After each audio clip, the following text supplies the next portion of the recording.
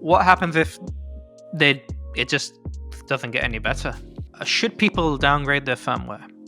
And obviously now knowing that there will be a patch coming up soon to fix it. I mean, the FX3 was meant to have a firmware update. I don't know if you saw the hoo-ha about that. Honestly, if you think about the XH2S, it's actually, from a hardware perspective, it's a very powerful camera. All right, welcome back to the channel, everyone. It's your boy Hvris, joined by Tokir, also known as Sethi, on YouTube. Turns out he's my half brother because he's full Pakistani and I'm only half. Tokir, you've kind of saved me. I was on YouTube looking for a way to downgrade my Fujifilm firmware. A lot of us in the community have been frustrated. A lot of people, such as my friend Tom Wright, if you guys haven't seen, his video kind of blew up as well regarding the issue. I found your video. You seemed really competent in knowing how to fix the issue. And you've been really kind in helping me kind of downgrade my firmware without bricking my camera. And I thought it would be great to have a discussion about this because I'm sure there's other people who might be in the same kind of situation that we're in, a hobbyist, people that do this as a full-time profession. They like Fujifilm. They don't really want to have to go and invest in a brand new system, but they kind of just want their camera to work again like it did before, because Fujifilm cameras can work quite well. It's just they stopped. Yeah, that's right. Well, firstly, thank you very much for having me on, and thanks for reaching out. I really, really appreciate it. I've been shooting Fuji now for a few years, and I've kind of jumped back and forward from having Canon and coming to Fuji, and then I kind of went back and I'm back again. And I've kind of made a decision that I'm going to stick to Fuji because I just love the color science and everything coming out of there. So it was kind of disheartening to kind of see this firmware update come out and how terrible it was and how bad it was. And I first of all saw a video by somebody called Edvard on YouTube. Yes. And you must have seen him, and he was quite critical about the whole thing. And he put, he demonstrated how Fujifilm just broke the firmware.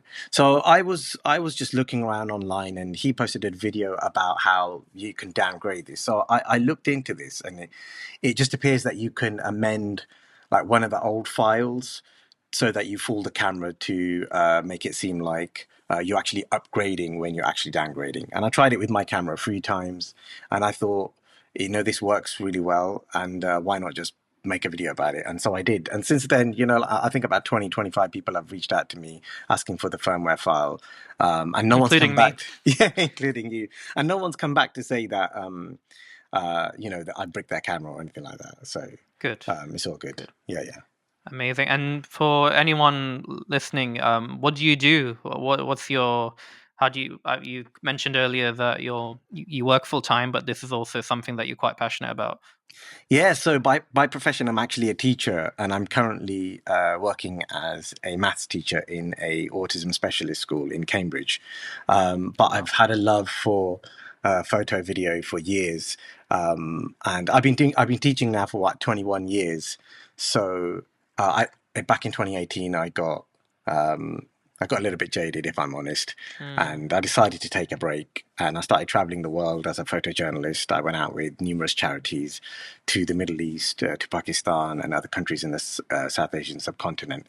And it was great. It was a great experience, and I loved it. And then COVID happened. And then that kind of grounded me. And since then, taking photographers out to countries is just really, really expensive. So I kind of find myself back into teaching, but I've been meaning to set up a YouTube channel for years, and kind of my ADHD brain didn't allow me to do it. So, but earlier this summer I did, and here we are. So yeah, so I love photography and filmmaking and things like that, and I love teaching as well. Good, amazing. I definitely want to talk to you more about the photography side of things since you're close to London. So we'll keep that for a separate conversation. Yeah, sure. It's good. Sure. It's good. So yeah, you explained how you managed to downgrade the firmware. So when I tried it originally, I managed to get the code editor, and I followed the instructions, and I found the numbers corresponding to the actual firmware label. I changed those numbers, but I think where I got stuck on the hiccup essentially was where apparently you're meant to rename the file to like a higher firmware. So, for example, if you're on firmware 7.1, you're meant to make it 7.2, so the camera thinks it's upgrading. Is that correct? Yeah, so I actually got stuck at that point as well, saving the file. And what I realized was that as soon as the file name is edited or changed ever so slightly, the camera's just going to ignore it, and it's not even going to recognize a firmware file in there. So actually what you have to do, you have to save the file in exactly the same name. So if you actually look at all of the Fujifilm files that you would have downloaded over the years for your XH2S, they're all exactly the same. The Oh, title of the music, okay. yeah, they're exactly the same. So you won't know which is which unless you look at the dates on the actual file. So as long as the file name is exactly the same, your camera will pick it up. The coding, the bit of code that you change inside for the time reference, that's the bit which the camera will read and say, oh, okay, this is an upgrade. Or in this case, it says it's, you're going from version 7 to version 7, because that's the only time code that we've got, because obviously version 8's not out yet. So when you load the camera back up again and go into the software menu, it says actually it's 1.03. So it's just a little kind of way of fooling the camera to think that you're actually upgrading. And honestly, I don't think really there's any risk in bricking your camera, because you're not actually changing the firmware file as such. You're just changing like what the camera reads as to whether it's an upgrade or whether it's the same firmware, if that kind of makes sense. So we're not actually changing any of the software inside or any of the coding inside the file to say improve tracking or add features. It literally is how the camera reads it. But even then, everyone that's contacted me and asked me for a file, I've kind of put a disclaimer in to say, look, this is your responsibility. I think you should. I think you should. Just give me 1 second. I'm just gonna change the battery in my camera. Sure. So yeah, you explained basically how you just basically change the file, the corresponding digits inside the file, Yeah. and the actual file container, you keep it the same. Essentially, is that Absolutely, yeah, and that's what the camera will look for. If it finds any kind of difference in that, it won't. It'll just throw it out and say this is not a file. so? Essentially, just to confirm, we're only changing two variables. Yes. So one is the actual numbers inside the file, and one is the actual file name. So the file name actually must remain the same. Sorry, yeah, we're not changing it. We're not changing it, so that must remain the same. So what I did was I actually created a folder on my desktop to say, amended file, and then the original one as well, just so that I can keep them separate, because otherwise there's no way of knowing. Right. So sorry, let me restart again. We're only changing one variable. Yeah, so we're changing the 2 digits inside the firmware file using the hex editor. If you're on Mac, I don't know if you're on Windows. Cool.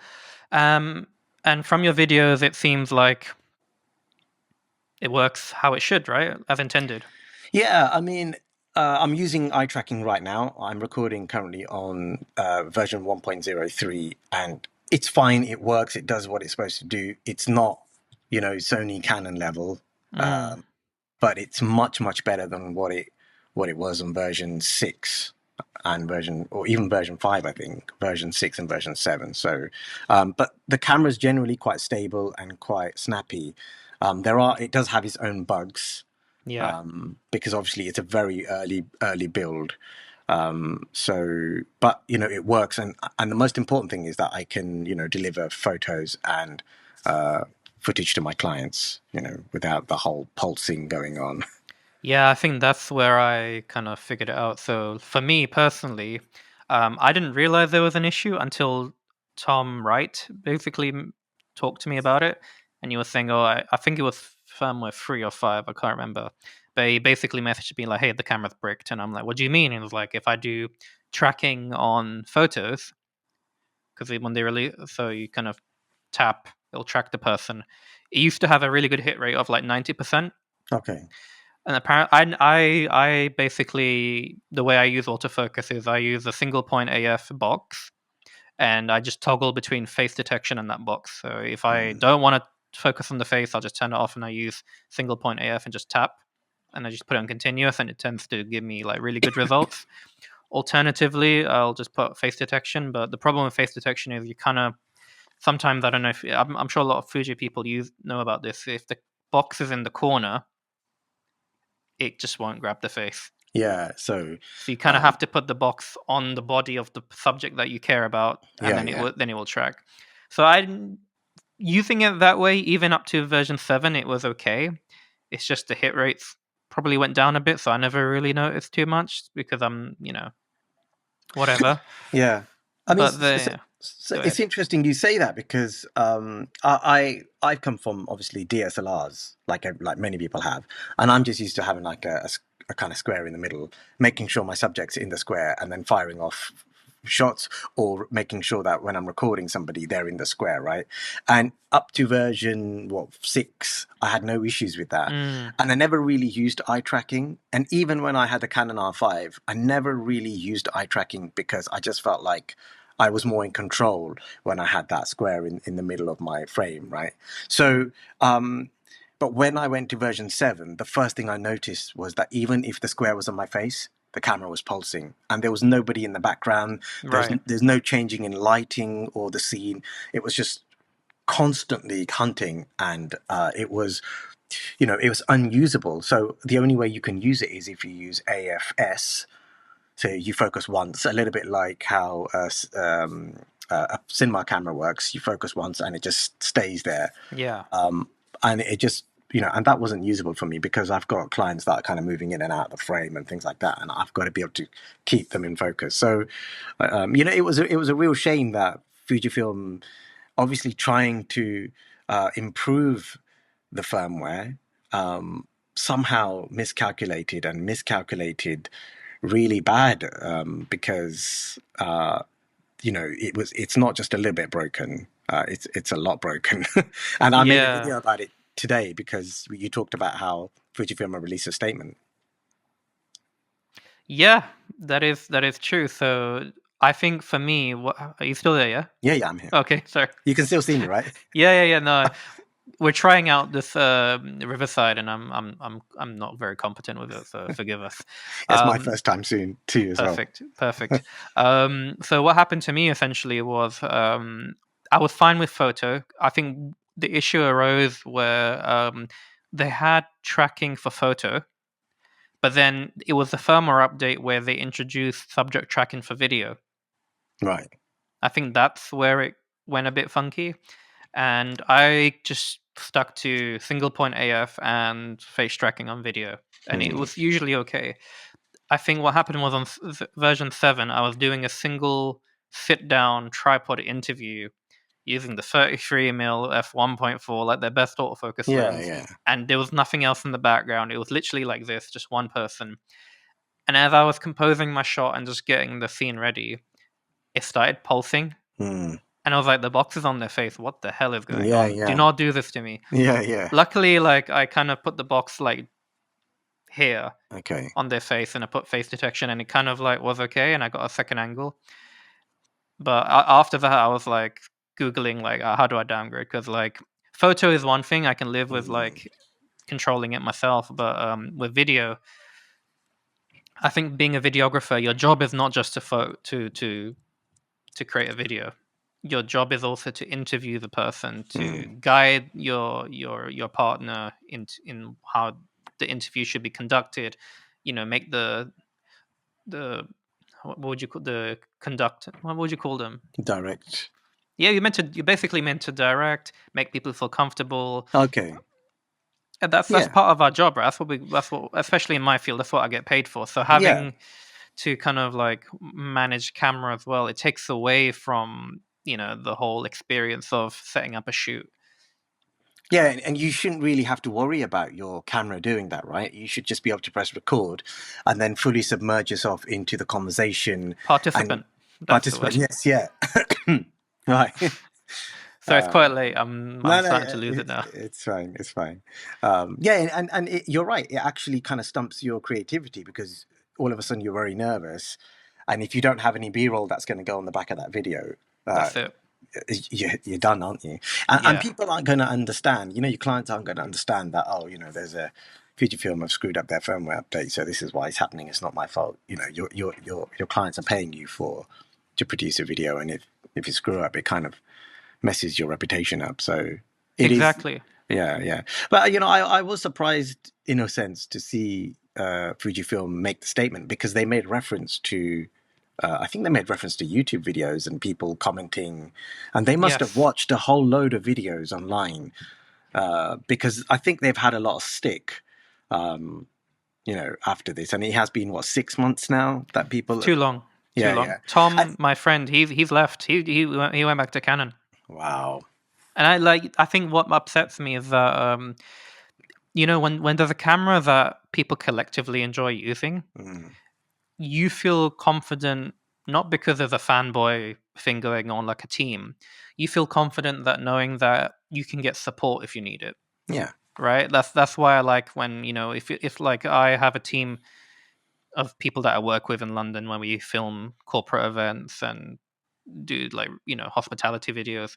If we're all using the same kit, if one of us gets stuck, we can say, hey, actually, if you go into this menu setting, you can go here, you can do this, and you kind of like we all help each other out. And it's also obviously good for when we're editing, we can just kind of like everything matches really nicely. Yeah. So it's really hard to recommend Fujifilm now when it's unreliable. Yes. And sorry, going back to the statement, because I kind of Yeah. forgot to touch upon that. Like, I was going to go into this podcast just ranting with you about how bad Yeah. it was, but Yeah. now that they've released a statement, I'm just wondering, because my biggest fear was they would release an XH3S and And not. then just skip it, and I would have been like, okay, I'm moving to Nikon or going Yeah. all in on Sony, because I just got a Sony FX3 as well. Okay. Just for like, as you know, like we just talked about, I do a lot of like comedy tours. And low light conditions, I kind of want to be able to film backstage where like you really don't have control of your lighting. So it was more of an addition rather than like trying to replace the Fujifilm problem. But then having tasted Sony's autofocus system, I'm like, I get the frustration now. Like it shouldn't be like I don't have to think about it with Sony. So And yeah, that's the thing, right? Because I mean, I just finished a video, and I need to finish editing it and then upload it, and it's about the press statement and everything. And I was talking to my viewers in that, and really, honestly, if you think about the XH2S, it's actually, from a hardware perspective, it's a very powerful camera. right. It's a stacked sensor. It's got the latest generation processor in it. It's got the dynamic range on this is probably Amazing. a tiny bit better than the FX3. Yeah, it's really good, and it's OpenGate. I just love the image quality and the picture quality coming out of this camera. And it's such a shame, because this camera is capable of doing everything that we need it to do. And I was talking in my video about, if you look at like Canon R5 or the Canon R6, which is what I used to be on, they're not stacked sensors. Nope. And I could fire off 100 shots on that and maybe have one out of focus using eye tracking, and they've just nailed it. And that's technology now, which is a few years old. So this is as far as I'm concerned, this is all down to software and how Fujifilm are implementing their software and making, the communication between the bodies and the lenses. And I think that's where the kind of failing point is, because I don't know if you notice, if you're kind of capturing a bride walking down an aisle and you've got, eye tracking on, you're kind of firing off shots. Yeah.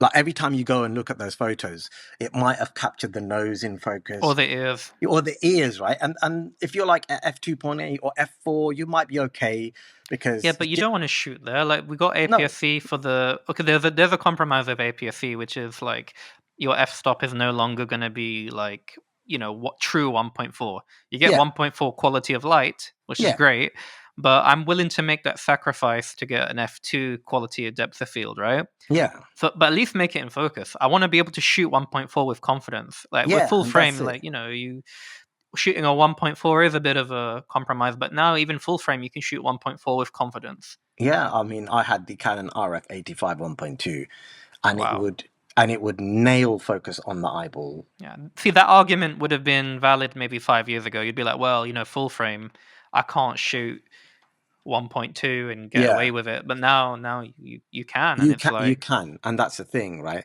And you know, so it makes me wonder why people are staying with Fujifilm. I'm honestly not going to knock Fujifilm. I think they have really screwed up they here, have, yeah. and they seriously need So to I've sort. been quiet. I'm like meant to be Yeah, the Fujifilm boy from London kind of thing, and I haven't uploaded a video in a long time, and yeah, everyone's like asking me, and I'm like staying quiet, hoping that secretly they'll fix it, and I don't have to comment on it. yeah. But it is starting to get me worried because yeah, it's definitely an issue. Yeah, it's a sticking point, isn't it? Especially when hardware's so great and the competition is so great. And if you look at the price point, I mean, only up until recently, the Canon R6 Mark II was £2,000, but the Fujifilm was still £2,500. And yeah, you're getting all of the dynamic range and the opengate and the ProRes recording and the CF Express card. Uh, but if it's not going to be doing the basics right, so a lot of people at that point would have thought I'm jumping ship. I mean, I'm going to upload a video later on today which says I'm going to. So this is a bit of a spoiler, which is It's why all I'm. right. You'll probably upload it before me anyway. So Oh, okay, fair enough. Um, why I'm sticking to Fujifilm, and you know, I have my. okay, Yeah, okay. yeah. I was So gonna ask you like my next question was gonna yeah. be like, why are you sticking with Fuji? Well, I am because, you know, if you look at the way I photograph and film, as I was saying, I use a square in the middle of the screen, Yeah, and with version 1.03, that's working great for me. So I feel like moving now to Canon or Sony, or going back, I'm just going to spend a whole load of money uh, for something that my clients probably won't even notice. true. You see, so and I just have to look at it from that perspective. And camera gear is expensive, man. Like Yeah, the R5 is still £2,700 for a good body, for a good conditioned body. So it's just I think that if you can stay, if you can hold off and stick around with Fujifilm, you should, but yeah. it really depends on your type of shooting. If you got clients paying you thousands of pounds for a wedding and you just don't want to take a risk and you can afford to jump, then I know people will, and I know people have. But I've been secretly waiting for Fujifilm to sort out an update, and I'm so glad that they've. First of all, I think it's kudos to Fujifilm for actually saying that, you know, they recognize that they've got something wrong, even though they haven't said it in so many words. But they've kind of like, They've hinted. yeah, they've hinted at that, and they're sorting it out. And the firmware update's coming in November. Is it going to make our cameras, you know, like Sony Canon style autofocus? Probably not. I think But they're the thing going to. is, you know what? They don't need to. Yeah, They just need to make it 1.03 version, but with all the latest gimmicks that they've chucked in. and that's That's all they yeah, have to do. yeah. And I think, and honestly, I think they're going to do that. I think that's what they're going to Yeah. do, because they probably looked at all these people who figured out how to downgrade, like you and me, and they're going to think, okay, well, this is an easy fix. Let's give them version. I think somebody uploaded a video the other day about version 5 being really good. I Like, watched that video as well, actually. okay, yeah, yeah. So they might say version 5 with Reala Ace, with the red box, with the mapping of the ISO button to the front dial, and all the other bits and bobs that they That put. was literally what was holding me back is that front ISO button.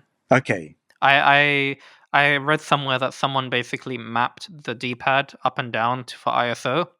I So you, think I so saw you, that as well. so you push up for to go up in your ISO, and you push down to go in your ISO, which kind of made sense. Yeah, And because I'm now using a Sony FX3 paired with my Fuji kit, the ISO button is actually mapped on the back scroll wheel. So yeah, I don't muscle memory. I can kind of make it work now. yeah, But yeah, I do wish it could just go back to the front scroll wheel. Or yeah. I map mine to the back. It doesn't matter, but it would have been nice. Yeah, so when I first bought the XH2S and that wasn't available, I was just like, Come I, on. I was like, what is this? And then I thought they'd never ever do it because they've got the ISO button right at the top, right? And they're going to be like, well, it doesn't go with their original plan, but they did it, and that's great. I think I'm just so used to it now, to be honest, pressing the button, quickly changing, because to be honest, I only ever use 1250 and 3200, which are the two native ISOs for F-Log2 on this Oh, camera. is it? Yeah. I only ever kind of use them, and I adjust my aperture or my shutter speed to kind of make that work. I'm generally like a 1 1/3 stops over, or 1 2/3 stops Me too. Yeah. overexposed. Yeah, because that's how F-Log The comes sweet out the spot. best. Yeah. Yeah. So I always kind of find ways of. I thought 4000 ISO was like the next cleanest ISO. So no, I'm pretty sure the second base ISO on the XH2S is 3200. Well, it's an unofficial one because they Yes, because haven't said it. they haven't said it, but so many, like I think Gerald and Dunn kind of did a real I deep. need to rewatch the video then because I'm now learning to shoot like that as well. Because with the Sony FX3, you have 800 and it jumps to 12,800. So even indoors, I'm putting an ND filter, but But it looks isn't that incredible. crazy though? It's I mean, incredible. it must look good, but It isn't does it look good. crazy? It looks stupid because I film with Alps. I'm sure you've probably seen one of his videos as well. If not, Okay, I'll send you. yeah, He yeah. works alongside me with on events, especially with, like comedy stuff. And then like we were filming some corporate events, and he just put an ND filter on, and I was like, mate, You're what's that? indoors. Wow. And he was like, no, trust me, 1200. And then he showed me the back of the camera, and then I was started to like it was basically for a few months I was mixing Sony and Fuji footage together. And in the beginning, it was a bit meh because he wasn't using the base ISOs. Okay. And then he started switching to the dual base ISO. And then I started to see the difference, and I was like, "Oh my gosh, this Mm. looks incredible! Like absolutely amazing." And then I started doing it, and I was like, "Yeah, like I can't go back now." And apparently, like anywhere in between is awful. Yeah, Like yeah. 6400 is just really You bad. literally just have a button, and you push it, and it'll just switch between 800 and 12,800. Oh wow, well, It's that's like good. you basically have. Imagine you just like it's like light mode and dark mode. Right. That's Okay, literally how I that's shoot now, awesome. which You is know, pretty good. I always thought about an FX3, but I just found it was just so expensive as a camera. It's pricey, but I saw it as an investment for like, as you know, with comedy stuff. Like, Mm, I would love for one of the materials that we make to end up on Netflix or Amazon or the streaming sites. okay. So I was we actually filmed an episode of Hands Down with Ishan Akbar. Okay. I'll send it to you. I think you'll love it because it's a lot Yeah. of like we went to Dishoom and we ate the food, and yeah, I'll send it to you. But I Okay. think a lot of this stuff they have specs that they want, and I think the Sony FX3 is actually It's on their within. approved list, isn't it? Yes, exactly. So Right. rather than having to reshoot stuff, Yeah. just film it perfectly, film it right, and have it done like ready to go. I suppose for you it kind of makes sense, right? Yeah. For you to have that camera then. But having said that, mixing. So the way I shoot the FX3 is I use F-Log2, Okay. and to be honest, like 95% match, and then you do a bit of a tweak, and they match really well. Okay. So you can So apply a lot as well. Could you just chuck a yeah, lot on there? exactly. Okay. So the reason why I stick with Fujifilm is purely the colors. I know people say you can choose the colors and do whatever you want with them, but I built my whole portfolio on classic chrome. Yeah. Okay. And I've even managed to like shoot it, turn a flat picture profile, and then tweak it to look like classic chrome. Okay. So I That's can share that interesting. with you as well. If Yeah. you, Yeah. I'd love to see that. And then with the Sony FX3, I just see it as like a brick, and then you can put whatever color you want on it, and it will look amazing. Right. So I don't really, I think, but to be honest, going back to your point, like getting an FX3, it's expensive. I'm just like memory cards. I have to get a CF Express Type A now. Yeah. You gotta get a cage for this thing. I've got to I had to buy a few new lenses, and I'm like, I do sit there think sometimes like, is it worth it? But then I have to think long term. This is gonna stick with me for like 4 or 5 years, and it's gonna be reliable. I got a Leica Q. Okay. And Yes. I love the look of it, and I was thinking I would love to just get that full frame look with a wide angle. Fuji looks amazing with telephoto. I don't need to worry about telephoto with Fuji, but wide angle you are a bit limited with Fuji, and I would love to kind of get that photo look in a video style. In the video, okay, that's pretty cool. That's so, awesome. Yeah. But I think the reason why I stick with Fuji and I haven't gone to like full on Sony because I've tried Sony's photography and it's a bit.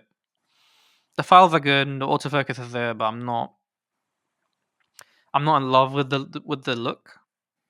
The files feel sterile. Yeah. So I'll give you a scenario. You're at an event. You're doing photo and video. You're switching between photo and B-roll. I will have the Fuji X-H2S with Eterna flat picture profile, dynamic range at 400%. So your base ISO is going to be at 640. In photo mode, I'll put my base ISO at 640. And I'll switch between the two, and I'll just toggle the custom buttons. Yeah, and you can just. And I don't have to jump to this 12,800. I don't have to jump to what's the Fujifilm F-Log2 base The ISO? base is 1250. 1250. So I can keep photo and video like consistent in terms of exposure, and I can keep my aperturing where it needs to be, and everything just works. And obviously with photo, I'll just bump my shutter speed up a bit more If you need to, yeah, if I need sure. to. And then the flat picture profile dynamic range is really, really high. It's halfway graded already. Yeah. It makes the video process so quick. I don't think there's an alternative for that. No, I mean, I think that's a really good way of doing it because, like you say, Eternity is quite flat. And then obviously photos you can grade, in with Whatever you Lightroom. want. You can change whatever you want. But Eternity is really nice for video, and a lot of people. I remember when the XT4 first came out, a lot of people were talking about Eterna for filming on that, and it looks beautiful, man. It's really really nice. So I think you've got a nice setup there. That's something that I probably will try. Try it. I'll share with you like my settings, and I'll give you this. What do you use to edit? Final Cut. Cool. So I've got a Final Cut custom setting. Okay. Slap it over your footage, and it'll look like classic Chrome. Okay, that's awesome. I'd love that. Yeah, I Yeah. love that. I'll share with you, man. I think you'll. If you like, do you shoot with classic Chrome?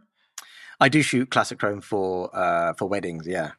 Oh, you shoot weddings as well? Yeah. Not video, but photo. All right, we need to talk. Yeah, Cool, yeah. cool. Well, it's interesting that because you talked about going to Sony and not liking them for photo, and I kind of, as I was with the R5 and Fuji, like the R5 files, when you look at the raw file, it looks like a horrible mess.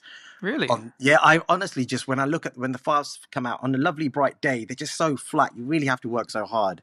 That's To true. get Yes, there's no tonality. That's it. It's just very, very flat. But I tell you what, I have been using, and it's over there now. I won't be able to reach to it. But it's a GFX 100S, Okay. and I tell you what, I shot a wedding with that in the summer, and I was just absolutely blown away with it. It is, it is a beast of a camera. It's slow. It's not going to be like snappy AF, like like your Sony and Canon cameras, or even like these the I did use XH2. it 2 weeks ago for an event. A Oh, okay. second shooter brought it along, and she was like, "Here, try it." And I tried it for like half an hour, and I used it. What lens were you on? It was a 30 to something, and it was one of those lenses Okay. where you have to twist it to Yeah. unlock the lens to actually like Okay. function. But it was a f4.5 to Yeah. f4 to 5.6, which was terrible for low light. But with the Mm. AI noise reduction in Lightroom, I don't really care anymore. Like it was Yeah. fine.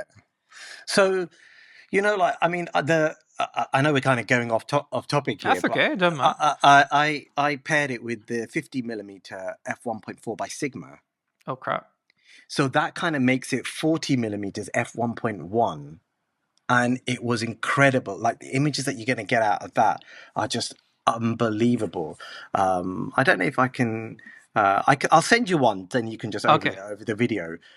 It's incredible camera, and I feel like one of the reasons why I'm decided I'm definitely sticking to Fujifilm and I'm not moving is because the GFX gives me that better than full frame look with the depth of kind of thing, and I get my Fuji colors as well, which is one of the things I kind of struggled with APS-C. I always was like, 1.4 isn't 1.4, so I was using my Canon to get that 1.2 look, but now I feel like I've got both with the GFX, but the only compromise is that it's really slow, man. So you just have to kind of you have to work with that. But shall I tell you what, it actually made me a better photographer, because I agree. I believe you. And firing off like 100 shots in 1 second and then having 5,000 photos to cull for one wedding, I just come home with like 600 photos and I deliver 400 to my client. So I was talking to Tom about that actually. I was in Manchester with him, and he kind of like, he usually tells me don't buy anything, that you don't need this, Harris. Why do you want this? Are you sure? And then I saw this Leica Q, and I took a photo of it, and I was like, oh my god, the look. And he was like, look, this is very unique. I think you should give it a shot. And I felt so guilty. I was like, do I deserve this? And it's true. The look is incredible because the lens is like an APS-C size lens, and it's so light. But the look it gives you is equivalent to a 1.1 on like APS-C. So is the Leica Q full frame? Full frame, yeah. Right. And I didn't buy it because I wanted to like it. It's just that the look it gave you with the 28mm. It's actually, I think, a 24, which is cropped in. Okay. 1.4 must be. And it was incredible. And then he was saying, look, why didn't you just use that and get your 56mm f1.2 and you have an epic setup? So I've been and the thing with the Leica Q is the original one, the 24 or 26 megapixel version. It's very slow. Okay. So I put it in medium, and it gives you like you can shoot maybe 5-6 shots, and it'll buffer for a while. Okay. So I have to be very like pick my moments with it. So I usually put it in medium, try not to let it ever reach the buffer, but it means that for every moment that I see, I'll probably take 3 shots or 4 shots of it. Okay. And I have to admit, like, yeah, I do come away with more keepers. And Yeah. the AF is I put it on AFS, single point, Yeah. and then focus and recompose, like really Yeah. old school, Yeah. and I get better shots. Yeah. I've downgraded technology and I'm getting better quality images. I didn't make sense for a while. I was like, why Well, did it work? I think it brings out the photographer in us, right? Yeah. Whereas now these new cameras, it's like you could just hand it to anyone and say, "Hey, take a photo of me or take a photo of somebody," and they can, and they'll just fire off shots, and Right. the camera will just do everything. So So it happened last night, like, or the night before. I was at a comedy show and I was like, I'm gonna shoot in electronic shutter because I can, and I'm not gonna lose much dynamic range yeah, anyway because I'm yeah, on Fuji, whatever. And thanks to you helping me with the firmware, I was like, I can trust it now. And I came home and it was at 2,000 images. yeah, man. That's And I was just like, like sitting there in Lightroom, like I'm gonna fall asleep in a minute, just trying to go through yeah, them all. and it's just like a shift of the eyebrow or something, which is the only difference Literally, it is. between You can yeah, make a yeah. video out of it. You could literally make a video out of it. And 40 frames per second is just overkill, isn't it? It's just about numbers now. This is what Yeah, manufacturers are doing. It's just about a numbers game. You don't need anything more than 15 frames per second, and even yeah, that is plenty, isn't it? yeah. I Um, think I'd like to come back to color because that's one of the things that I learned when switching to a Leica Q for a little bit. Well, not a little bit. I'm not selling that thing ever. I tried one of those cobalt images. okay. I don't know if you've ever tried those. No. So I think it's called Cobalt Image, and what they do is they change the picture profile in Lightroom to match Fujifilm profiles. Oh, okay. I think I have heard of that now. Yeah, so I tried one out and I used it on the Sony, and I have to say it feels like I'm shooting with a GFX Okay. because I get that full frame goodness, but with a Yeah, yeah, Fuji kind of colors. yeah, yeah. But I'll be honest, some people say it's like perfect, but it's not. You're gonna get around 80% of the way there, and then you're gonna have to like play with the shadows and the tint and kind of get it there. But It's yeah, close enough, it's right? close enough, but it is a headache. I'll have to separate the two folders and say, okay, I'm only gonna edit Leica files and I'm only gonna edit Fuji files because when it comes to copy and pasting, You can't. It's no. not going to work. So yeah, I think unless something is like really epic, I don't know. You can, yeah. It's just But one of those things. first world problems, right? Yeah, yeah. I mean, with the Sony, it's okay because like you slap a lot. On it, yeah. But even if I'm copy and pasting clips, I'll have to copy and paste from Fuji to Fuji. I can't copy and paste from Sony to Fuji Yeah, the because color. obviously Yeah, the profile won't even copy over, will it? If you're in, I don't know, color classic chrome or. yeah. But even in So. video, like you just copy the LUT. But then again, Oh, okay, I see. I still have to do a few like shadow and mid-tone adjustments and Yeah. tweak it to match. Because the log profile, even though you get the same dynamic range, the log profile must be a little bit different, right? So, the LUT will affect the FX3 profile a little bit differently. Yeah, it does a little bit. I think F-Log 2 looks incredible in Sony. I think more people should use it. I mean, when I spit out an edit, you can't tell. You can't tell what Okay. we can't tell what I'm or shot on. I think Sony is a bit more contrasty. It has built-in noise reduction, so the files just look immaculate and like. Okay. I mean, they shot a Hollywood film in it, so like, yeah, it looks. Yeah, they did, didn't they? What Yeah, is it? yeah. The creator or The something? creator, yeah. So it Yeah. does look. The files hold up really well. But having said that, I think with Fuji, you can, you got a 26 megapixel sensor. You can really punch in way more and focus and recompose the. Yeah. The image. Yeah, because obviously you've only got 10 megapixels, right? 12, yeah. 12. Okay. So how do you find that for? I mean, that's 4K, right? Isn't it? Yeah. and that's max. That's okay. It's fine. It's fine. I mean, I can crop in about 50% and it looks great. I I don't know. I'm in two minds about opengate because on one hand, I love opengate with Fuji, and it makes it so easy to like convert something for social media, Yeah. which I really really like. Alternatively, I kind of wish it had like a crop mode where like you're shooting opengate, but it gives you 16:9.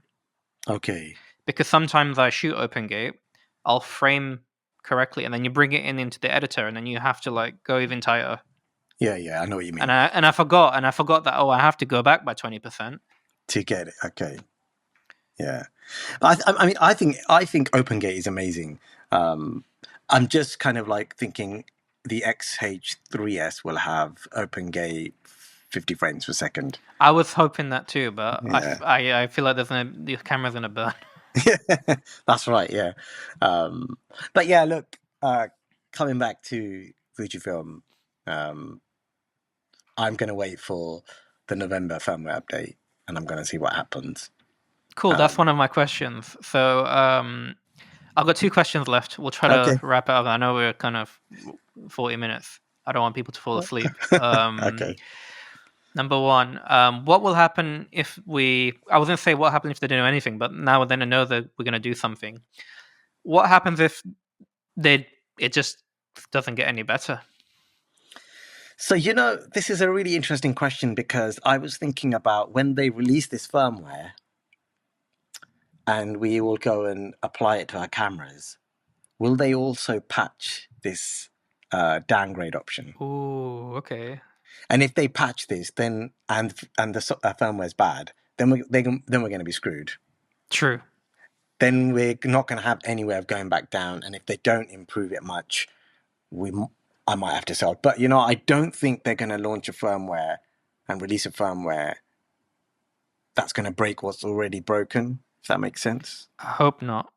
I'd like to think that they're going to fix it this time. And if they don't, they will have loads of cameras for sale on the secondhand market with nobody wanting to buy them. I'll be honest with you. I tried to sell my XT5. Okay. It didn't sell for the price that I needed.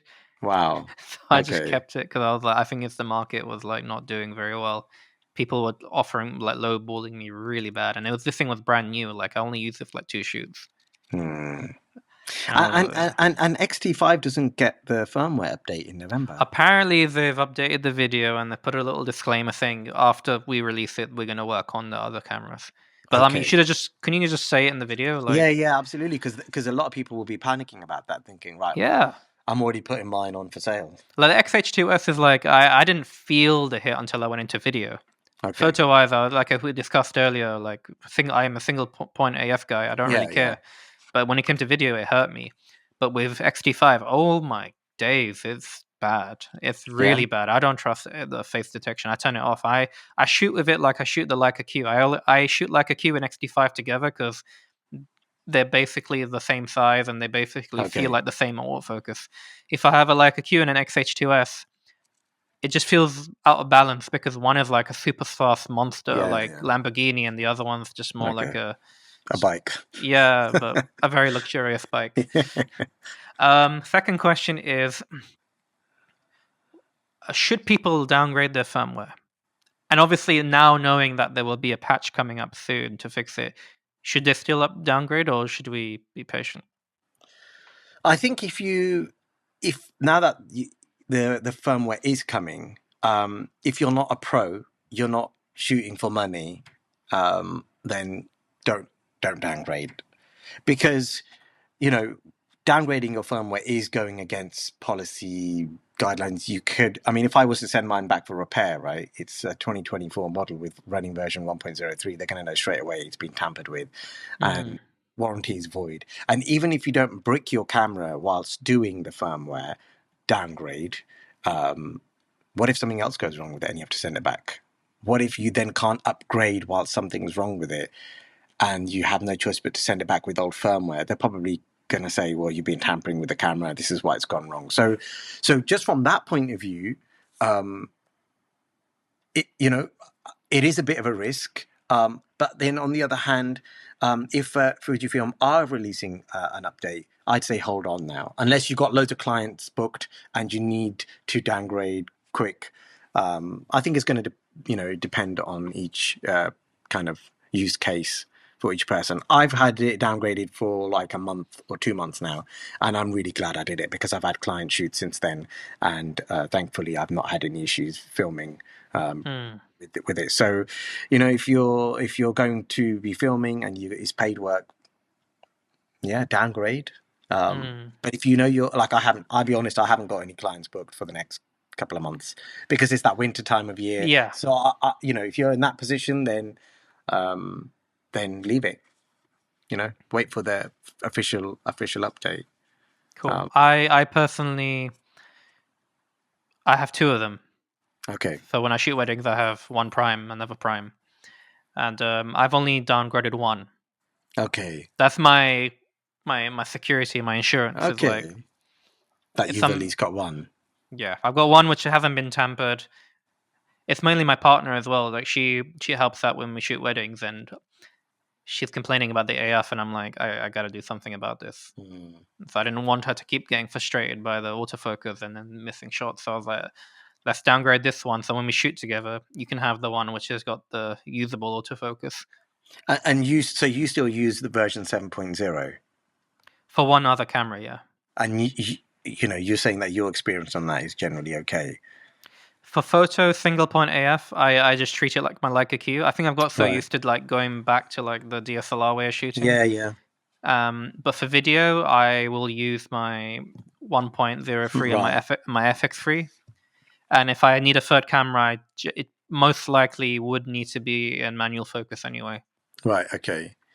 Just for that one a static angle kind of Yeah. thing. But I think It, going back to what you said, I agree. I think, if unless you're professional, mm, there's no point.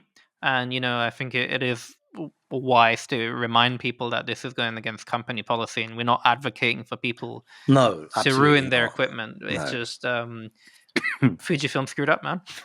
Yeah, and look, people, and look, like you talked about the community and how the Fujifilm community is awesome. Well, the community got together and somebody came up with this. There's someone called Scups, actually, Oh, yeah. um, who figured this out. And then, and other people did it. And I looked at his and I figured it out from the XH2S. And then I applied it to my XH2. Yeah, you did. You did. That's why I came to Yeah. you because I was like, yo, this guy seems competent. He can do it on another camera. Yes, I did it on that, and I did it for somebody else on an XT5. So it's the same process, really. And people are forced to do this because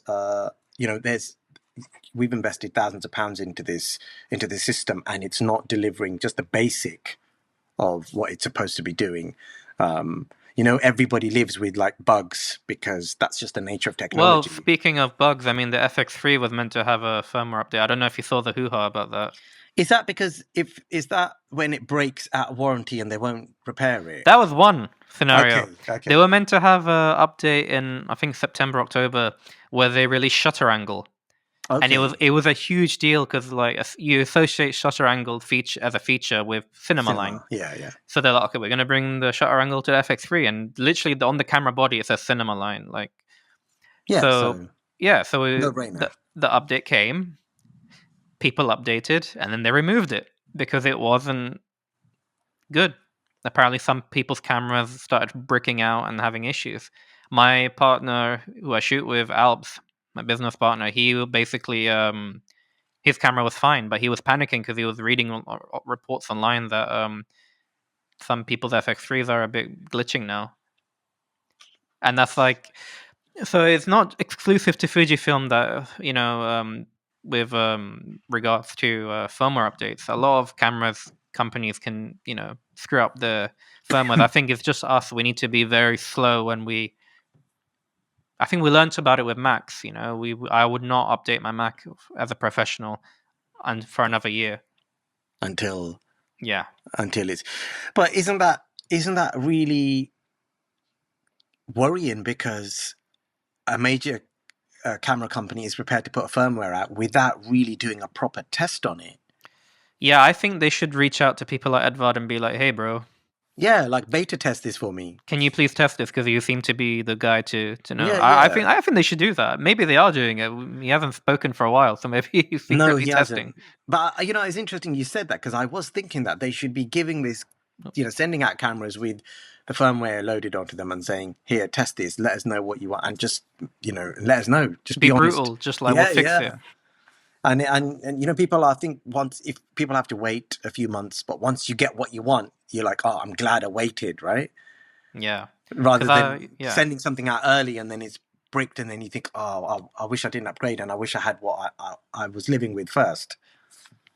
Yeah, because I don't. I looked into Nikon and I was like, the Z6 Mark III looks good. It's got the same specs, similar price. But then I look at the lenses and I'm like, you know what? Sony and Nikon lenses are not that much bigger, but they give you Then truthful, yeah, than the APS, that the new yeah, yeah, latest Fujifilm glass. yeah, It's just because the it's quite diameters are like a bit bigger. That's all. yeah, But there is like 100 grams difference. But it's when you start going telephoto. Like yeah. I'm an 85mm shooter. Oh wow, okay. So that's my thing. So when I look at the full frame version, I'm like, yeah, it's a bit bigger. It's the RF85 that I had. Absolutely loved the lens, but when I'd come home, I would have like I don't know, photographer's wrist or something, what you want to call it. It's like RSI kind of feeling. Well, yeah, it's just really, really, really quite painful. And actually, this part of my elbow now, Oh, okay. every time I pick even up, like even anything small up, I feel like a You strain need here. to stretch your wrist, man. Yeah, yeah, I probably need to do that. But it's a repetitive strain injury from holding these cameras, and especially the RF85 1.2. And I'm a classic, like hold it like this and press the button and just shoot off, shoot off. And I don't realize the amount of strain I'm putting on my arm. So that is one of the other reasons why I went to Fujifilm as well, because the gear has to be, I feel like it has to be nice and easy to use. So but yeah, I really hope that Fujifilm sort this out, and I hope that come November we're all rocking the latest firmware and it's great, and it's Canon level, Sony level. Doesn't have to be Sony level. I No, don't it know. doesn't. Like someone mentioned earlier, and I really agree with what they say. It was an Italian YouTuber, and he was saying that he finds Fujifilm autofocus when it works. Yeah. He finds it more flexible because you get to keep with Sony. You don't have that box, Okay.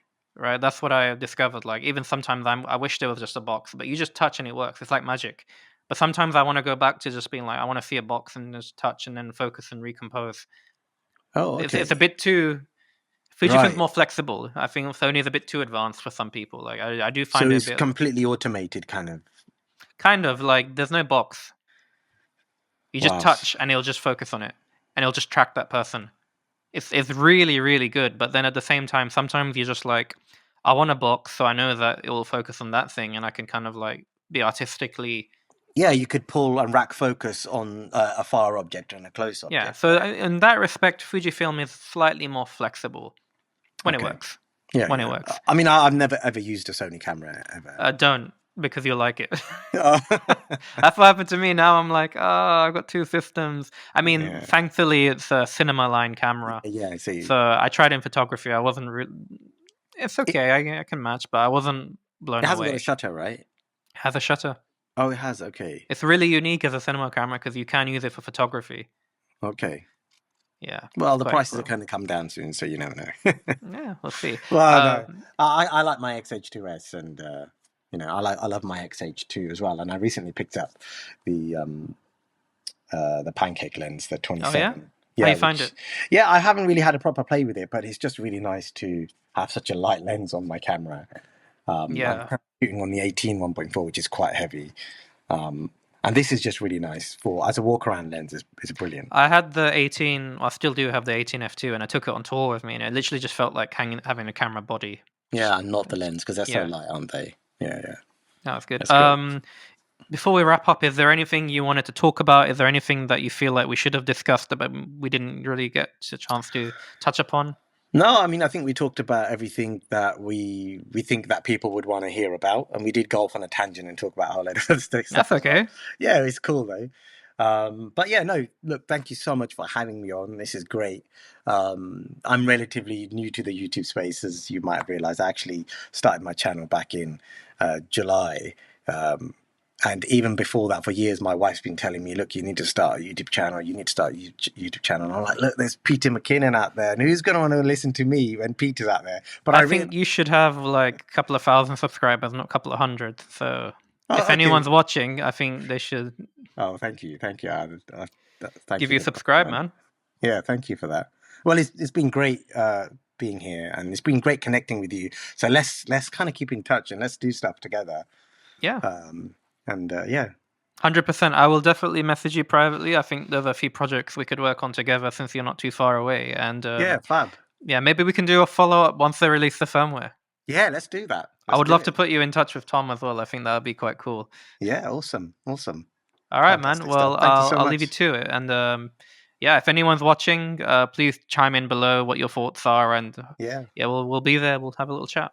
yeah, yeah. We'll talk to you in the comment section below. Perfect.